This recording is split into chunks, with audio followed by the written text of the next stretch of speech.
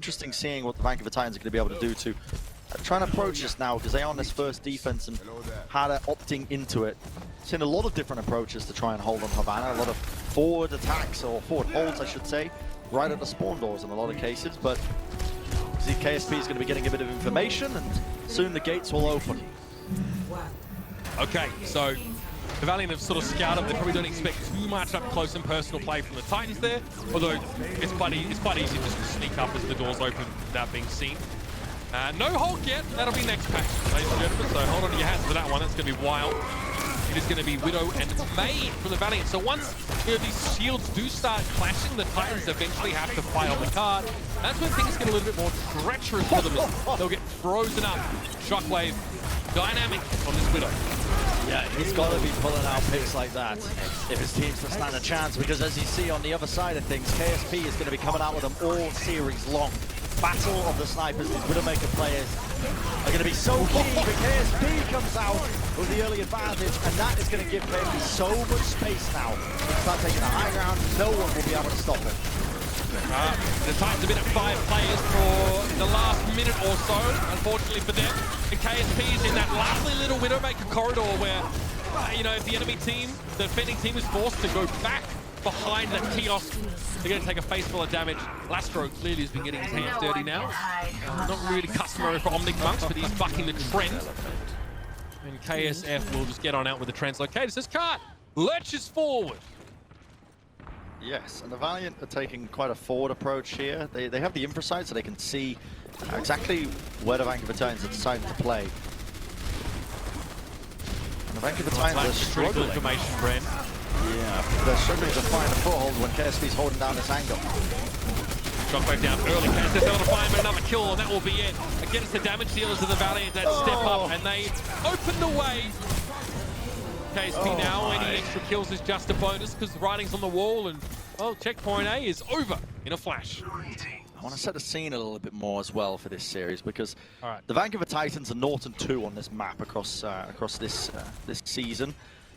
So if they are to win here today, they'd be trying to make history. And of course, there's a couple of teams that are going to be rooting for them, because Valiant need to lose this for other teams like the Atlanta Reign and the Gladiators to have a chance of getting that 5th seed to avoid the knockouts.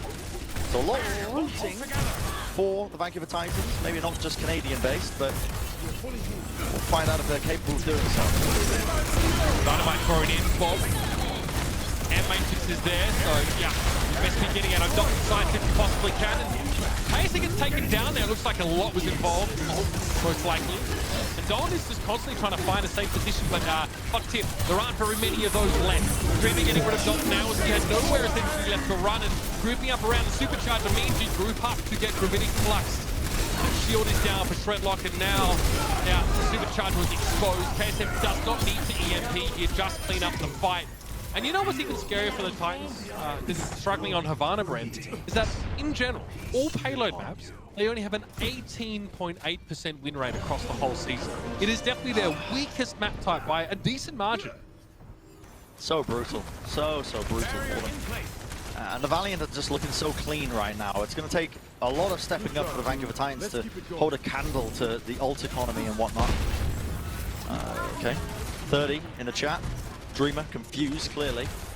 Maybe an inside agent by the Vancouver Titans, just trying to employ some like hidden sleeper agent message to unlock the potential of Vancouver Titans. I don't know. Oh, you mean the character that always encounters the protagonist and then ends up transferring to their school the very next day? Yeah, that one's the one. That's the one. Shredlock can take it down early, Brent. Then the EMP get rid of the shield, and that's all that was needed. The doors opened once more for the Valiant's DPS to get work done. And this is just an absolute slaughter, isn't it? I mean, 4 minutes on the clock. The infra side will be traded out, but Roth goes down. He overstepped a little bit. KSF was able to take him out with the accompaniment of the halt. Halt's going to be forced out now, as you can see. But not many opportunities for the Vancouver Titans to try and defend this one, because KSP has got both of these spawn doors kind of on lock right now.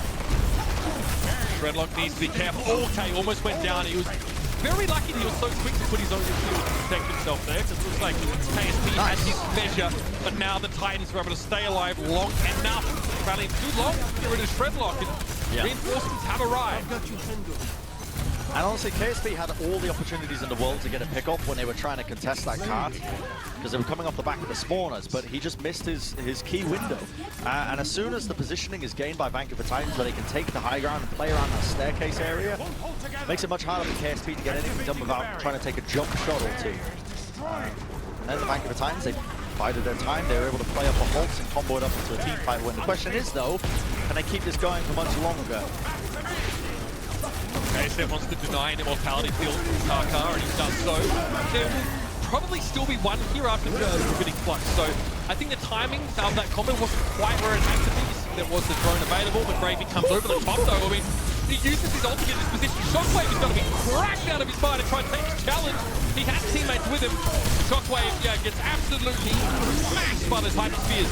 Also did well to get that Transcendence off before the EMP came in, and this will again slow the Valiant up, Brent.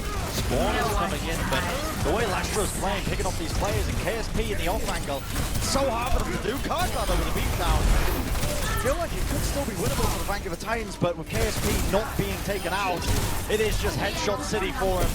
Shot after shot after shot. And they're just going to glide that card into the final section. That'll do it. KSP was in such a comfortable position, and the Titans thought they could sort of trade 1-for-1 towards the end of that round and still keep reinforcements coming. That was probably why Kaka so aggressively pursued Lastro, even though he got taken down. Regardless, Valiant get done with a ton of time left for Havana. This is quite absurd. And the Vancouver Titans, what do? Do they try and fight fire with fire? Do they fancy being able to handle the Valiant's DPSs? Maybe they come back out again with double hit scan. Maybe they think it'll get them further on offense here, but they have a huge hill to climb. They do, but I seem to remember a similar scenario in the series we just casted. Well, it was the Gladiators versus Atlanta on Havana, and it was the Gladiators who set a similar time. They had roughly 2 minutes on the clock in the time bank, and then on the other turn of things, the Atlanta Reign set an even better time. So entirely within the realms of possibility for the Vancouver Titans to come out swinging here. They're kind of just really upsetting our expectations of Havana and the way it seems to be played. A lot of snowballing going on. The Vancouver Titans, though, yeah, they have opportunities to not only troll us with the composition because they're on attack, but I think it is going to be a lot resting on, again, Shockwave's shoulders to try and shut down this nasty business that KSP was getting away with. And this was, I mean, he just predicted them with ease with these shots. I mean, what a fluid player when it comes to that hit scan roll. Look, once your team sets you up and gives you the space to take a position like that, you're basically playing OSU. And no one can challenge you. It's a matter of time before those kills come through, unless your aim is particularly off on that day. So the Valiant do well to pave the way again for their damage dealers. Also, secure big kills. The immortality field is now not available for Titans. Okay, so Rook still lets it go early, but I mean, that healing, they've got Mercy in healing right now, so they're going to get absolutely mulched here. Yep. See ya. Kaka, yep, all right.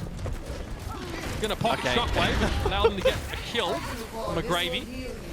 But this is fine, I think. They've bought immediately time off the clock, and you can still hold 40 seconds composition. You can still hold forward even if you lose some players early because they've got so much healing output. You can see them diving in.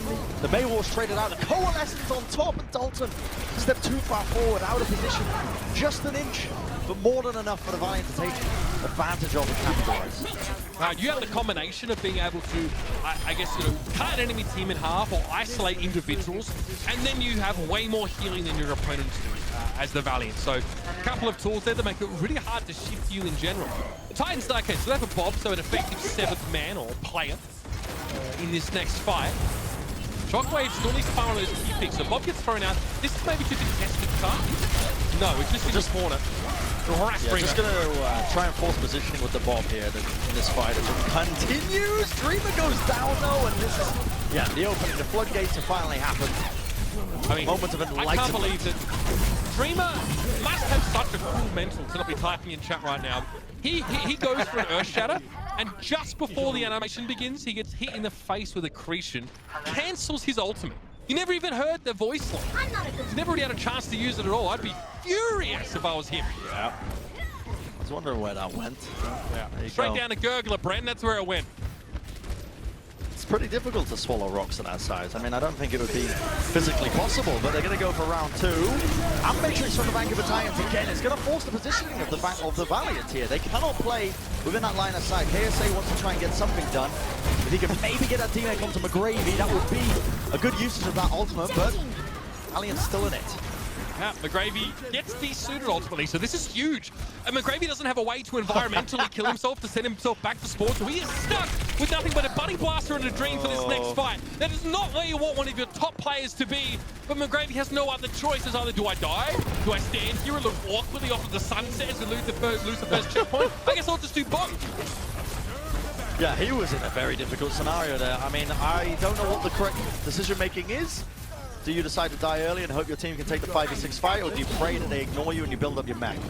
At the end of the day, it didn't quite matter because a nice ice wall from Dalton stopped them from even touching the cart. So we're actually off to a pretty good time bank now. 3.5 minutes to get through this middle section of the map.